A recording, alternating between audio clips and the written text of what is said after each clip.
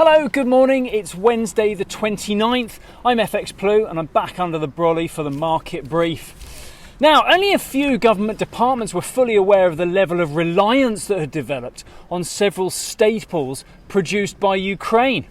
It's expensively clear now though, isn't it?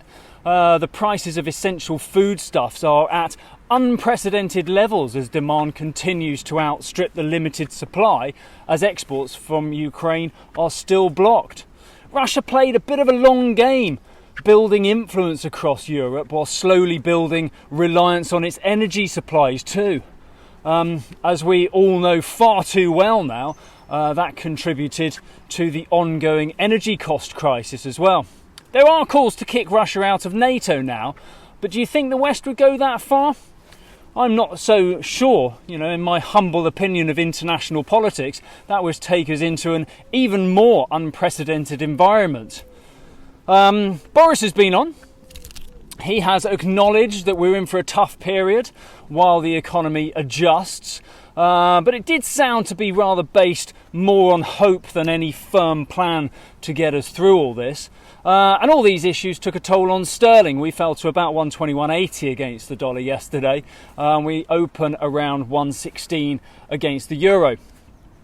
Over in the US, the Putin price hike is being used as a term to blame the rising prices and demonise Russia at the same time. Bravo to whomever came up with that one. There's not been such simple eloquence since crooked Hillary lost the election. However, we shouldn't overlook that China is also playing a part in all this inflation. No, they're not going to get any nasty nicknames because they're no longer the bad guy in the post-Trump era. But still, they can't seem to produce enough goods to meet US demand, and whatever they can produce still suffers delivery delays as supply chains are still struggling. So there's still a lot of work left to do to normalise the level of trade to pre-COVID levels.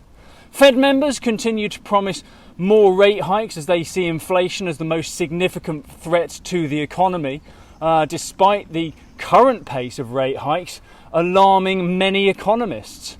But the Fed fear that inflation could eat into the core of the economy and be a major constraint to future growth. And it does sound like another 75 basis point rate hike will certainly be discussed at length at the July Fed meeting. All this helped drive the dollar index towards the top of its recent range. We touched about 104.60 yesterday as dollar demand was also boosted by escalated hostilities in Ukraine. Euro dollar, that opens this morning around 105.75. That's it from me. Have a great day. If you do not have a clue, then just tweet through and ask FX Blue.